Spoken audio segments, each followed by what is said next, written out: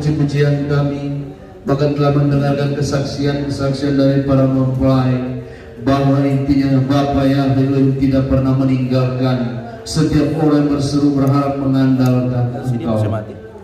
Oleh karena itu Bapak, biarlah kesaksian ini menambah kekuatan iman, pengertian kami tentang Bapa yang Elohim.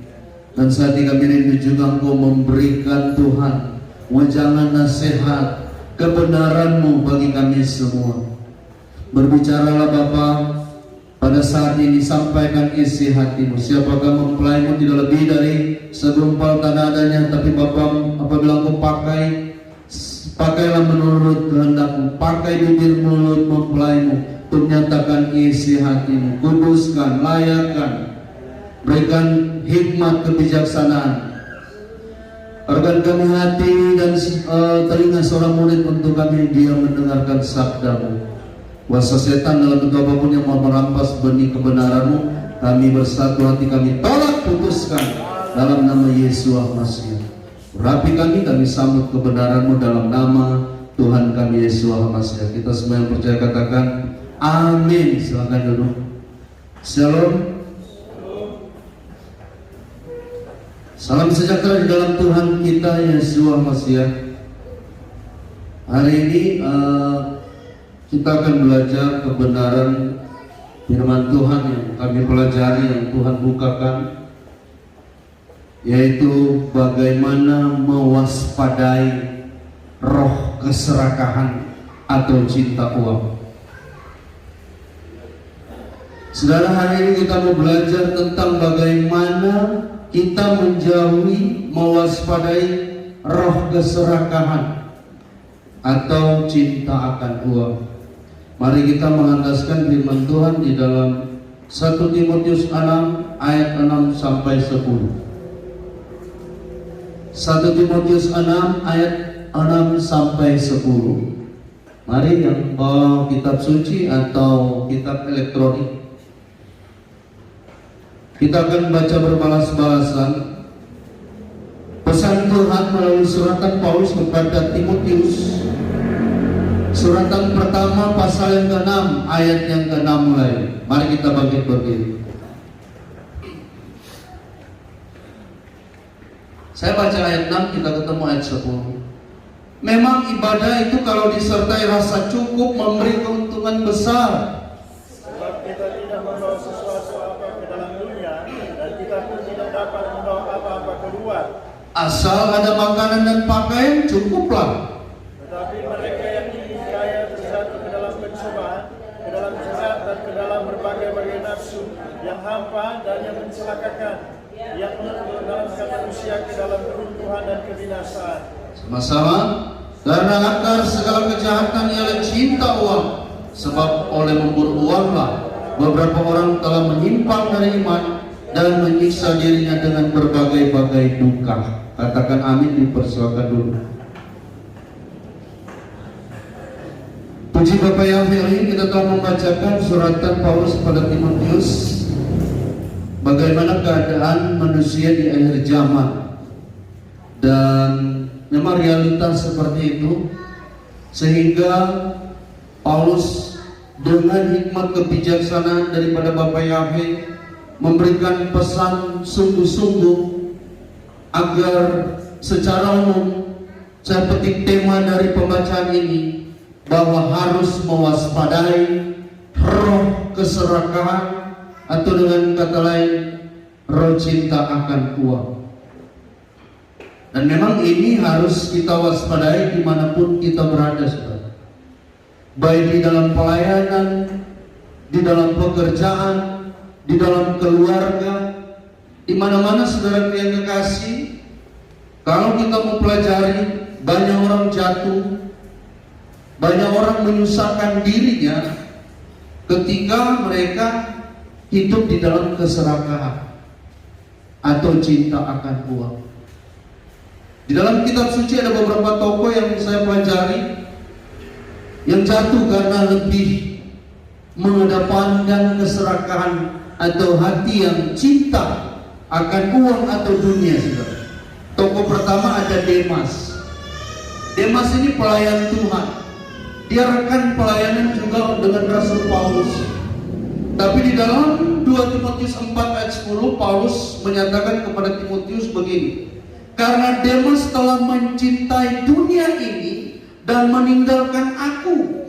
Ia telah berangkat ke Tesalonika, Kreskes telah pergi ke Galatia, dan Titus dan ke Dalmatia. Jadi saudara yang kekasih, Demas harus meninggalkan Tuhan, meninggalkan pekerjaan Tuhan, meninggalkan hal-hal rohani, mujizat-mujizat yang dia lihat Tuhan bekerja melalui Rasul Paulus. Tapi karena keserakahan, ingin menguasai dunia, karena dikatakan tadi kan cinta akan uang, kalau ini cinta akan dunia. Artinya bukan cuma uang saja yang dicintai oleh Demas, tapi semua yang berbau dunia. Sehingga dia harus meninggalkan Tuhan, saudara. Ada tokoh yang lain, Yudas Iskariot, seorang yang boleh dikatakan akuntabel, ya kan, apa saudara, bendahara. Dan kalau dia dipilih oleh Bapak Yahweh, oleh Tuhan Yesus sebagai bendahara, itu ada kualifikasi. Dia orang jujur, dapat dipercaya. Tapi karena hatinya yang tidak sungguh-sungguh, karena ada keserakahan yang dia pelihara, saudara, akhirnya dia jual Tuhan. Hanya dengan 30 keping perak, saya telah meneliti 30 keping perak pada saat itu hanya berapa? $2.60. Mungkin $2 kalau dulu ya tetap mahal. Tapi sekarang kalau kita merupiahkan dolar berapa? 15-16 ribu, $2 30 ribu. Tapi mungkin uang dulu mahal. Tapi perak nggak ada arti sebenarnya di Israel. Tapi hanya dengan 30 keping perak dia harus menjual Tuhan Yesus. Ada lagi yang ketiga di perjanjian lama, yaitu bujang Elisa. Saudara, kalau Elisa itu pernah memiliki tuan yang bernama Elia. Elia dan Elisa, kita tahu Elisa itu menjadi bujangnya Elia. Dan ketika Elia sudah menerangkan di sorga, dia berusaha mengejar dan meminta 2 roh dari Elia, saudara. Dan dahsyat, saya pelajari, karena dia minta 2 roh, Elia membuat 10 mujizat, Elisa 20 mujizat. Saya catat di sini, saudara. Ketika dia harus dipelihara oleh burung gagak, beri makan burung gagak, tepung janda di Sarfat, Elia, anak janda di Sarfat bangkit, turunkan api dari surga, turunkan hujan, jalan 40 hari 40 malam, tidak makan, itu mujizat. Bahkan seterusnya saudara yang kasih, ada membakar juga orang, perwira-perwira dengan kata-kata. Ada 10 mujizat yang besar terjadi. Dan lebih dahsyat lagi, Elisa membuat 20 mujizat. Salah satunya memukul sungai Yordan, menyehatkan air Yeriko, anak Betel dimangsa oleh beruang, dan sebagainya. Ada minyak seorang janda, menubuatkan untuk seorang perempuan di Sunam dapat anak meninggal, dia bangkitkan, saudara. Ada maut di dalam kuali, dia pulihkan. Pokoknya banyak sekali, saudara. Dia membuka mata Gehasi, dia menutup juga mata orang-orang Aram pada saat itu. Sampai pada terakhir tulangnya itu ada mujizat, saudara. Dia minta 2 roh, saudara. Tapi kalau kita kembali kepada Gehasi, apa yang terjadi? Saudara yang kekasih, Gehasi yang seharusnya bujang Elisa, kalau dia minta 2 roh, apa yang terjadi? 40 mujizat pasti terjadi. Tapi yang ternyata karena hati yang penuh dengan keserakahan, saudara yang kekasih, Gehasi ini harus mendapatkan kusta. Bukan cuma dia, istri anak-anaknya harus kusta seumur hidup. Memang kalau kita pelajari, saudara yang kekasih, Gehasi ini memang pelari yang atau pengejar yang sempurna. Kita baca dulu di dalam 2 Raja-Raja 2 pasal 5 ayat 20 sampai 22. Saya minta tolong satu orang membacakan 2 Raja-Raja 2 Raja-Raja 5 ayat 20 sampai 22. 2 Raja-Raja 5 ayat 20 sampai 22, minta tolong dibacakan. Demikian, berpikirlah Gehazi bujang Elisa abdi Elohim, sesungguhnya Tuanku terlalu menyegani Naaman orang Aram ini dengan tidak menerima persembahan yang dibawanya. Demi Yahweh yang hidup, sesungguhnya aku akan berlari mengejar dia dan akan menerima sesuatu daripadanya. Lalu Gehazi mengejar Naaman dari belakang. Ketika Naaman melihat ada orang berlari-lari mengejarnya, turunlah ia dengan segera dari atas kereta untuk mendapatkan dia dan berkata, "Selamat." Ya, sampai di sana kita tahu cerita selanjutnya. Malah dia berdusta, ada kumpulan nabi baru turun gunung. Tuanku Elisa terlalu segan. Akhirnya dia dapat beberapa talenta perak, sudah. Memang pengejar pelari luar biasa. So pergi dengan kereta, dia cakar dia kaki Dede 11. Dia dapat pergi. Orang kalau mengejar dunia begitu, sudah. Walaupun apapun dipertaruhkan, jual iman, dia kejar. Dan memang dia dapatkan. Tapi bonus dan kusta semua ibu. Betul? Sudah pergi rombongan berkuda dengan kereta, dia pak, siapa ini dari gunung? Pelari olimpiade ini. Dia dapat susul, sudah. Begitu kan orang mengejar dunia. Saudaraku yang kekasih, dia dapat bonus kusta, saudara. Siapa yang tidak butuh uang? Kita semua, saudaraku yang kekasih, butuh uang. Tapi yang menjadi masalah kalau orang mengejar uang itu, memburu uang, saudaraku yang kekasih, sangat berbahaya.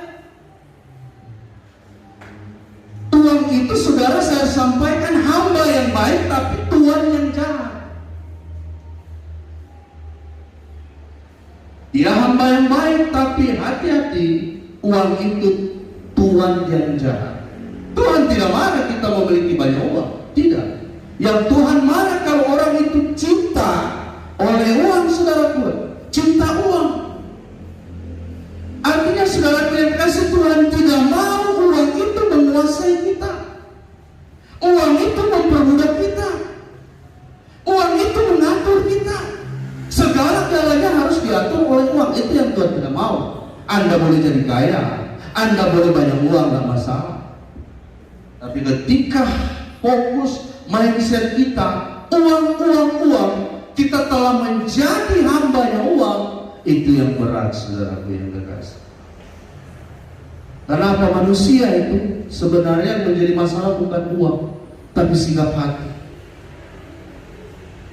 Orang yang serakah, segunung emas tidak akan memuaskan dia. Betul. Segunung emas tidak pernah akan memuaskan orang. Biar dia satu kapal dulu.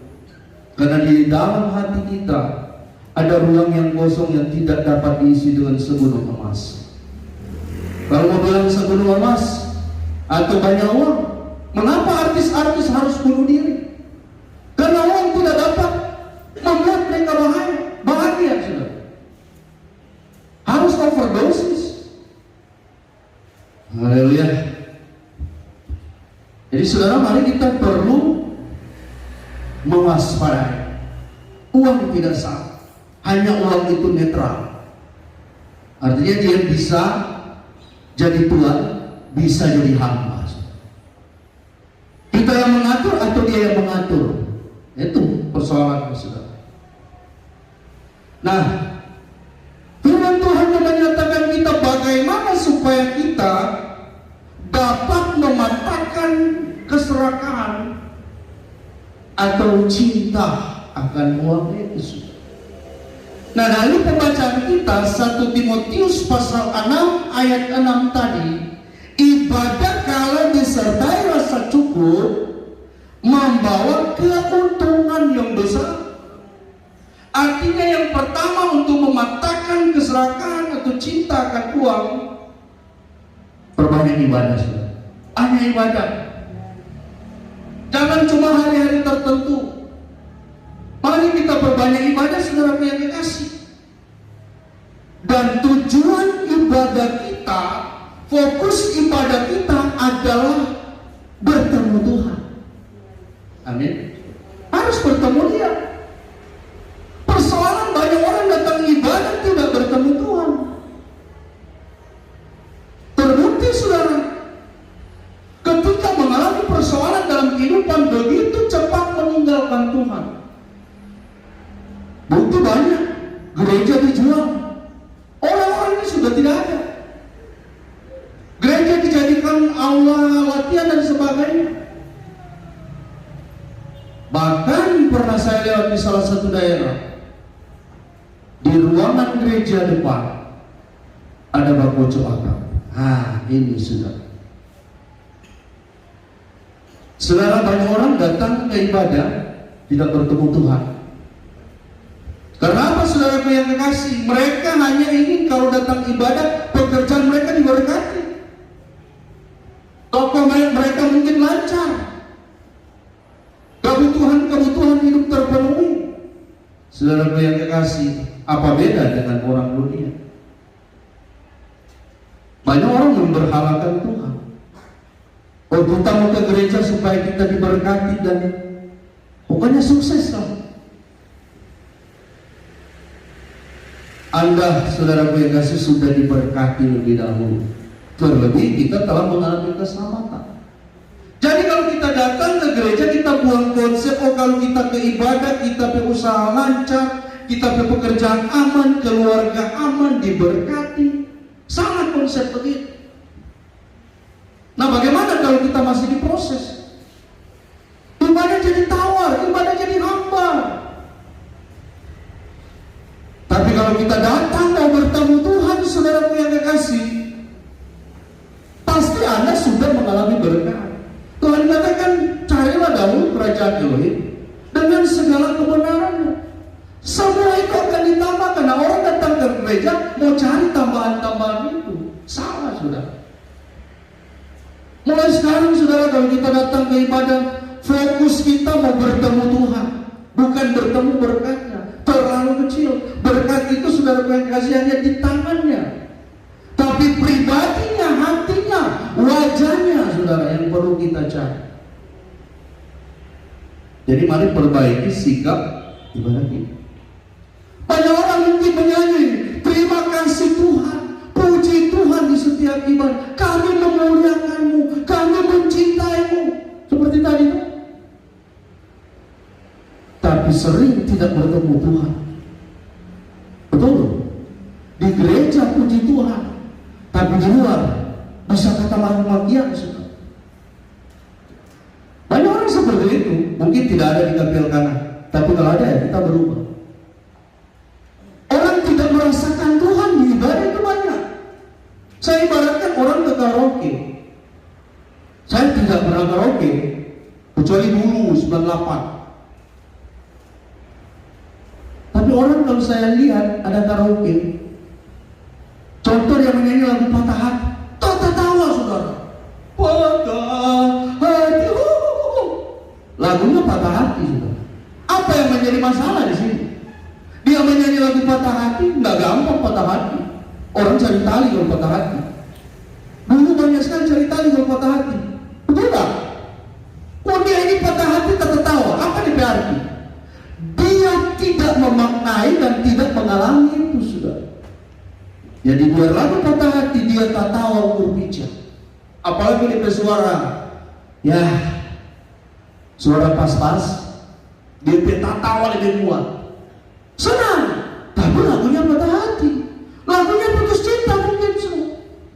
Karena apa? Dia tidak menghayati dan tidak mengalami.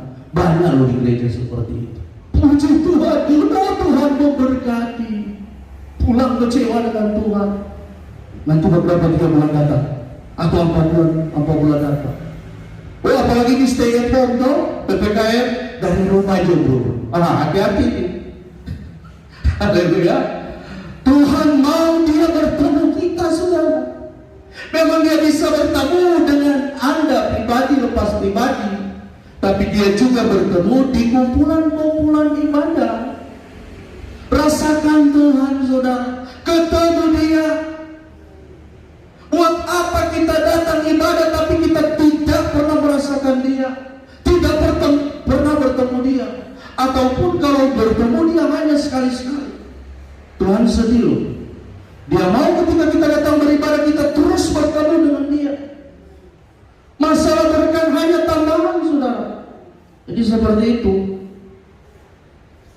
Jadi konsep yang benar, datang ke gereja bukan karena kita mau diberkati, tapi kita mau bertemu Tuhan dan kita sudah diberkati lebih dahulu. Jadi itu hal yang pertama. Bagaimana mewaspadai roh keserakahan? Harus ibadah fokus kepada Tuhan, bukan kepada hal-hal dunia, bukan kepada supaya saya mau dapat berkat. Oh, saya mau dapat jawaban doa saya harus beribadah. Bukan seperti itu. Patahkan konsep itu, saudara. Haleluya. Yang kedua, saya minta satu orang baca di dalam Ibrani 13 ayat 6. Jadi bagaimana mematahkan roh keserakahan? Ada 3 hal. Yang pertama tadi, fokus ibadah cari Tuhan bukan cari dunia. Yang kedua, Ibrani 13 ayat 6. Sebab itu dengan yakin kita dapat berkata, Tuhan adalah penolongku, aku tidak akan takut. Apakah yang dapat dilakukan manusia terhadap aku? Ya, oke.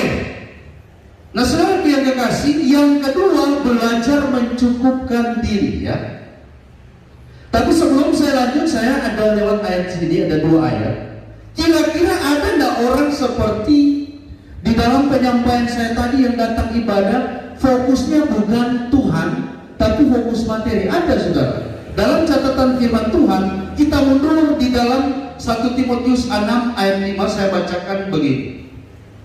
Percekcokan antara orang-orang yang tidak lagi berpikiran sehat dan yang kehilangan kebenaran, yang mengira ibadah itu adalah suatu sumber keuntungan. Jadi seperti tadi, banyak orang datang ibadah, oh supaya Tuhan menguntung. Tidak, saudara. Itu dijauhkan dari kehidupan orang percaya. Jadi kalau datang ibadah itu, ini saya pasti diberkati kalau kita mau ibadah, kita berusaha mau lancar. Saudara akan kecewa. Bagaimana kalau usaha saudara Tuhan puaskan belum lancar pada saat itu? Tapi kalau kita datang kepada Bapa Yahweh Elohim, kita percaya kalau kita datang beribadah kita mau bertemu Tuhan, selanjutnya urusan Tuhan. Amin. Coba baca di dalam Yohanes 6 ayat 26 dan 27. 1 ayat lagi. Yohanes 6 ayat 26 dan 27. Yesus menjawab mereka, aku berkata kepadamu, sesungguhnya kamu mencari aku, bukan karena kamu telah melihat tanda-tanda, melainkan karena kamu telah makan roti itu dan kamu kenyang. Ya, bekerjalah, bukan untuk makanan yang akan dapat binasa, melainkan untuk makanan yang bertahan sampai kepada hidup yang kekal, yang akan diberikan anak manusia kepadamu. Sebab dialah yang disahkan oleh Bapa Elohim dengan ya, sampai di sana. Kamu mencari aku bukan karena tanda-tanda. Tuhan tegur banyak orang pada saat itu. Mau dia betul datang cari kita, tapi bukan karena tanda-tanda, bukan karena kuasa, bukan karena pengajaran, tapi karena kamu telah makan roti. Artinya hal materi. Tanda-tanda kan ini hal rohani. Tapi ternyata Tuhan tahu ini orang banyak nih. Orang ini datang cari kita, sebenarnya ada hal yang bersangkutan dengan roti, bukan dengan tanda-tanda. Itu yang harus kita buat. Haleluya. Sehingga Tuhan juga mengecam di dalam Matius pasal 15 ayat 8 dan 9. Mereka beribadah, tapi hati dan pikiran mereka jauh daripadaku. Itu sudah. Jadi perbaiki pola ibadah kita. Amin. mulai depan kalau datang, oh kita mau datang ibadah bukan karena kita diberkati secara materi. Itu gampang, terlalu mudah untuk Tuhan. 1 Timotius 1 Korintus 1 ayat 4 dan 5. Segala macam pengetahuan, segala macam perkataan sudah ada di dalam Yesua. Kalau kita bertemu Yesua, saudara, semua ini dia punya. Amin.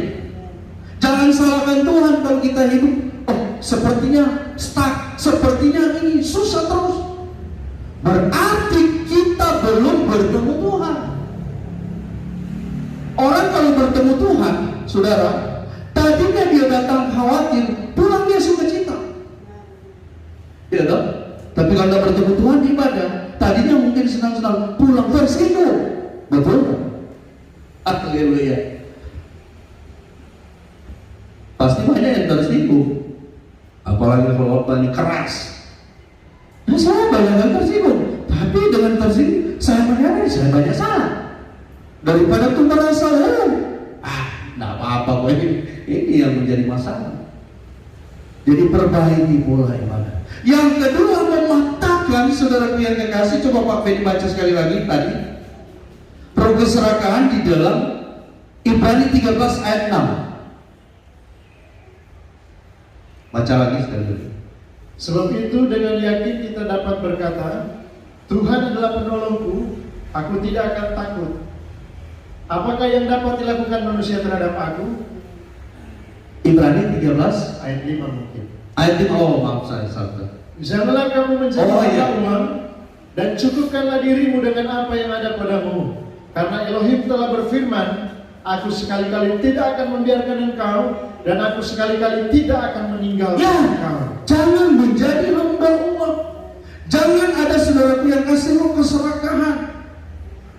Tuhan telah berdaftar, dia sekali-kali, artinya sekalipun tidak, saudara, sekalipun tidak akan meninggalkan orang yang berseru berharap kepada Bapa yang ya, yang menjadi persoalan kalau kita khawatir, kita ragu akan pertolongan Tuhan. Banyak orang serakah karena saudara mereka tidak meyakini pemeliharaan Tuhan. Banyak orang saudara punya kekasih lebih fokus kepada uang, lebih fokus kepada materi, cinta akan uang, karena mereka ragu akan pemeliharaan Bapa yang Elohim. Nah, tindakan kita apa untuk mematahkan? Belajar mencukupkan diri. Amin. Cukup artinya pas. Pas mau makan, ada.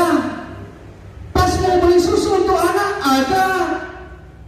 Pas untuk menyekolahkan anak, ada. Pas mau beli rumah, ada. Artinya ketika saudara cukup tetap ada. Amin. Orang serakah apa? Ingin semua masuk. Semua. Orang cukup, asal ada makanan, ada pakaian. Saudara mungkin lihat saya baju itu, ya karena kita rasa cukup.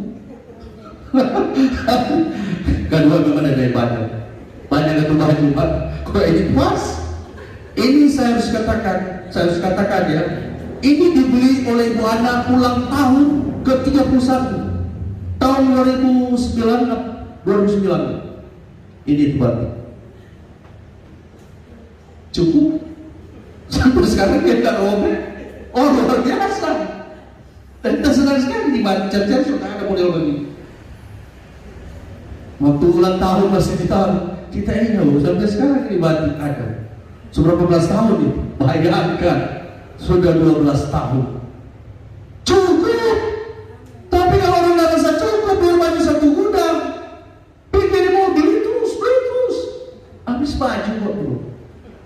Coba ada di koper, kasihan. Baju-baju gagal seluruh runtuh di koper. Haleluya. Ya kalau merasa banyak baju, lo bilang habis baju, lebih baik kasih orang dulu yang pas. Haleluya.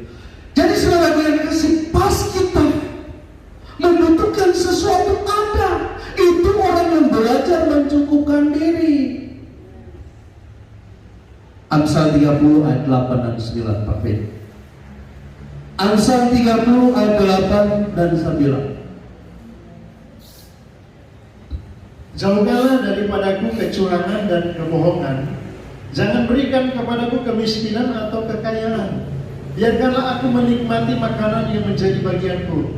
Supaya kalau aku kenyang, aku tidak menyangkalmu dan berkata, siapa Yahweh itu? Atau kalau aku miskin, aku mencuri dan mencemarkan nama Elohimku. Ya, orang kalau ingin kaya, Tuhan katakan kan tadi akan jatuh ke berbagai-bagai pencobaan. Agur Miniaknya betul ya katakan. Tuhan kalau boleh jangan bikin kita kaya. Artinya kaya sekali. Kalau kita sok kaya Tuhan, sifat manusia sabuk mana? Manusia kan begitu. Dia akan, saudaraku yang kekasih, merasa superioritas. Kalau di salah satu daerah ada yang marganya itu raja semua, dan tidak perlu sampaikan di sini. Raja semua, pokoknya dia kayak ini, si itu raja semua. Karena memang mereka keturunan raja dunia. Dan orang-orang diberkati banyak tanah. Karena sudah banyak tanah, berdoa begini, ya Raja di sorga, kami Raja di bumi. Karena kita sama-sama Raja, mari kita saling menghormati. Wah, ini Agur Miniake tadi. Kalau sudah bergaya, dia sudah pandang tuh Raja di sorga, dia anggap Torah ini sama-sama Raja. Mari menghormati kita. Acau orang lagi. Haleluya. Jadi saudara yang dikasih, Tuhan tidak mau kita seperti banyak orang karena kekayaannya harus mengorbankan iman. Keserakahan ini akan membuat orang jatuh ke berbagai-bagai duka. Seperti catatan firman Tuhan tadi, mereka terjatuh ke dalam pencobaan, jerat dan ke dalam berbagai-bagai nafsu yang hampa, yang mencelakakan. Saudara, ini lebih baik berdoa di tengah-tengah. Kalau juga tak miskin bahaya, banyak pencuri akibat karena kampung tengah. Makanya mesti bekerja berdoa. Berdoa kalau tanpa juga bekerja sia-sia, harus bekerja berdoa, sisanya Tuhan yang memberkati. Ini doa berbicara. Makanya di dalam Lukas 3 ayat 14, pesan Yohanes. Ya, coba kita lihat Lukas 3 ayat 14. Dan prajurit-prajurit bertanya juga kepadanya, dan kami, apakah yang harus kami perbuat? Jawab Yohanes kepada mereka, jangan merampas dan jangan memeras, dan cukupkanlah dirimu dengan gajimu. Nah, paskan dirimu dengan berkat yang ada, saudara. Kalau kurang berkat, minta kepada Bapa yang Elohim. Amin. Dia akan mencukupkan. Cukupnya Tuhan luar biasa, saudara. Sedang cukupnya manusia luar biasa, apalagi Bapa yang mencukupkan. Tuhan mengajar di dalam doa Bapa kami, berikan kami makanan secukupnya. Supaya apa? Manusia itu bergantung, berharap tiap hari kepada Tuhan. Kalau kita diajarkan meminta makanan segudang, nanti habis 7 turunan tuh gudang itu, baru Tuhan cari Tuhan mau jadi apa? Tapi seringkali kesusahan sehari harus dirasakan. Kesusahan sehari itu juga punya kesusahan sendiri. Artinya setiap hari Tuhan mau kita bergantung, harap kepada Dia. Amin. Haleluya. Jadi Tuhan mau saudara cukupkan. Kalau saudara belajar lihat dari berita-berita orang yang korupsi, bukan orang tidak ada punya uang. Kekayaan mereka waktu diaudit sebelum korupsi, ada 17 miliar, ada 170 miliar, ada uang itu atau tidak, saudara? Nah, tentunya kalau jadi pejabat juga di Indonesia ini, apalagi di ring-ring satunya presiden, itu bukan orang-orang sembarangan. Tapi kenapa jatuh ke korupsi? Bukan orang tidak ada uang itu. 17M sampai di 7 turunan masih ada itu. Apalagi kalau punya gaya T, tapi jatuh kepada korupsi. Apakah mereka tidak punya uang? Bukan, saudara. tapi sikap hati serakah itu yang ada, sehingga mereka berpikir lebih banyak, lebih bagus. Padahal orang mau kasih habis juga itu susah habis. Haleluya. Nah, kalau sudah begini, saudara yang kekasih, serahkan hati kita kepada Tuhan. Kalau Anda bertemu Tuhan, sikap keserakahan itu pasti hilang. Kalau kita belajar, saudara yang kekasih, mencukupkan diri, pasti itu terjadi. Mari kita baca Lukas 19 ayat 8 dan 9. Lukas 19 ayat 8 dan 9.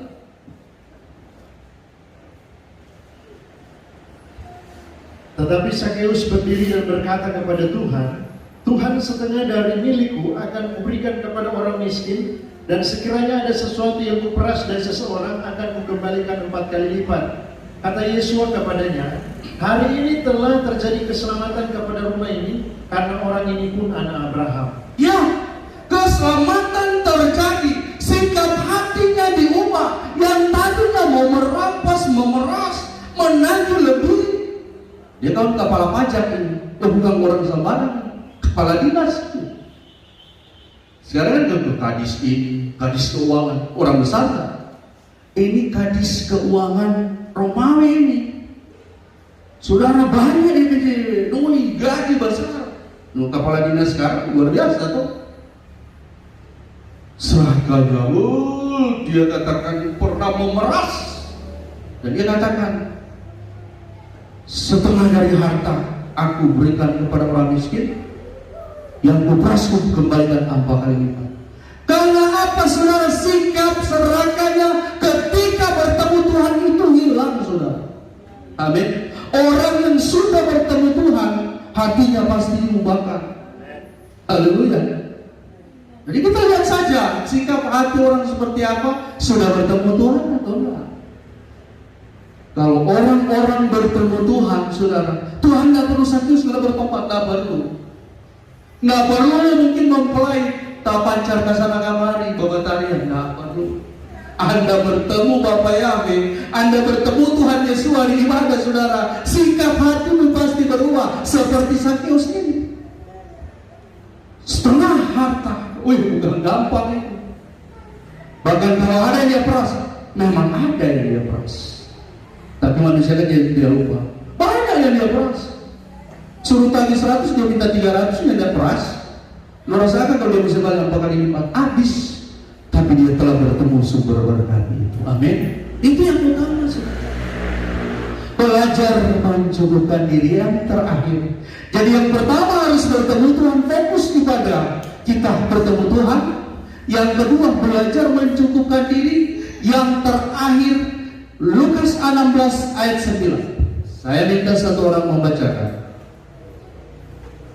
Ayat 9.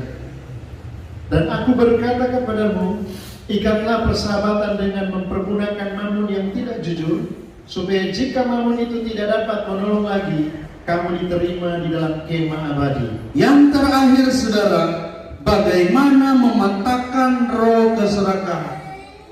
Pakailah berkat keuangan, berkat yang Tuhan percayakan kepada kita untuk memuliakan Tuhan. Pakailah untuk memuliakan Tuhan, melebarkan pekerjaan. Ikatlah persahabatan dengan mamon yang tidak baik. Ya memang mamon itu dewa kekayaan, tidak baik dia. Tapi kalau memang masih itu yang memang mau pakai itu, yang jelas orang bukan cinta akan uang, tidak menghambakan diri untuk uang, tapi uang yang jadi harus hamba, menjadi hamba ya. Saudara yang kekasih, pakai berkat Tuhan untuk memuliakan. Ikat persahabatan, saudara. Jadi yang ketiga ini Tuhan mau, ini juga sudah banyak kali disampaikan. Pakailah berkat yang Tuhan percayakan kepada kita untuk menopang pekerjaan Tuhan, menopang pelayan-pelayan pekerjaan Tuhan, supaya saudara kasih ketika masanya tiba. Coba baca terus. Oh ya, sehingga ya, masih di bagian B ya. Coba Pak, dibaca lagi sekali lagi. Barang siapa setia dalam ayat 9 Pak Ben. Ya. Supaya jika Mamun itu tidak dapat menolong lagi, Ya. kamu diterima di dalam kemah abadi. Ya, akan datang satu saat uang tidak dapat menolong kita. Hari Tuhan pahit, mereka, kata Zefanya, tidak dapat diselamatkan oleh emas dan perak. Biar banyak orang perut deposito, dia tidak dapat menyelamatkan kita. Maka saudara yang kekasih, yang terakhir ada pesan khusus dari uang atau duit ini. Terus membaca dulu itu pesan terakhir sekali. Dengarkan saja saya. Ini pesan uang yang harus menjadi pesan moral bagi kita ya. Namaku uang. Ya kalau di Arab aku dipanggil duit. Nama tenarku money. Aku tidak kemana-mana tapi ada di mana-mana. Wajahku biasa saja, fisikku juga lemah. Namun aku mampu merombak tatanan dunia. Aku juga bisa merubah perilaku, bahkan sifat manusia. Karena manusia mengidolakan aku. Banyak orang merubah kepribadian dan perilakunya, mengkhianati teman, menjual tubuh, bahkan meninggalkan agama dan keyakinannya demi aku. Aku tidak mengerti perbedaan yang baik dan yang jahat. Tapi manusia memakai aku menjadi patokan derajat. Aku bukan setan, tapi sering orang melakukan kekejian demi aku. Aku juga bukan orang ketiga, tapi banyak suami istri pisah gara-gara aku. Kakak dan beradik beradu dan saling membenci karena aku. Anak dan orang tua berselisih gara-gara aku. Sangat jelas, aku juga bukan Tuhan. Tapi manusia menyembahku seperti Tuhan. Bahkan kerap kali anak manusia lebih menghormatiku daripada Tuhannya. Padahal Tuhan sudah berpesan jangan diperbudak oleh aku. Seharusnya aku melayani manusia, tapi kenapa malah manusia mau jadi budakku? Aku tidak pernah mengorbankan diriku untuk siapapun, tapi banyak orang rela mati demi aku. Perlu diingat, aku hanya bisa menjadi alat bayar resep obat Anda, tapi tidak mampu memperpanjang hidup Anda. Kalau suatu hari dipanggil malaikat, aku tidak bisa menemani Anda. Maaf, apabila menjadi penebus dosa, apalagi menjadi penebus dosa-dosa manusia atau dosa Anda. Anda harus menghadap sendiri kepada Sang Pencipta, lalu menerima pengadilannya. Saat itu pasti akan hitung-hitungan dengan Anda. Apakah selama hidup Anda menggunakan aku dengan baik atau menjadikan aku sebagai Tuhan? Nah, ini informasi terakhirku. Aku tidak ada di surga. Jangan cari aku di sana ya. Haleluya. Saudara diberkati dengan pesan firman Tuhan hari ini. Biarlah hidup kita berubah. Jauhkan roh keserakahan dengan beribadah fokus sungguh-sungguh. Belajar mencukupkan diri. Pakailah berkat keuangan untuk memuliakan Tuhan. Mari kita berdoa. Terpujilah nama-Mu Bapa Yahweh Elohim. Kami ucap syukur buat kebaikan. Saudara tak menasehati, meneguhkan, menguatkan kami Bapa. Ampuni apabila kami ada kekurangan kelemahan. Terima kasih buat nasihat ajar-Mu pada saat ini. Biar kami menjadi orang-orang yang tidak serakah, yang tidak cinta akan uang. Karena itu berikan kami kekuatan. Biar kami datang ibadah fokus bertemu Engkau. Kami belajar mencukupkan diri dengan berkat yang sudah Bapa percayakan kepada kami. Kami mempergunakan berkat yang Tuhan percayakan juga untuk memuliakan nama-Mu. Meteraikan kebenaran-Mu bagi kami Bapa Yahweh Elohim, dan kembalikan urapan baru bagi mempelai-Mu. Sebab Engkau saja yang dipermuliakan oleh pemberitaan. Tambah-tambahkan hikmat, berkati kami semua, dan kami akan menyembah Engkau dalam roh dan kebenaran. Urapi penyembahan kami. Kuasa setan coba menghambat kami sudah tolak dalam nama Yesus. Kami siap menyembah-Mu dalam nama Bapa Yahweh Elohim. Kami sudah berdoa. Haleluya.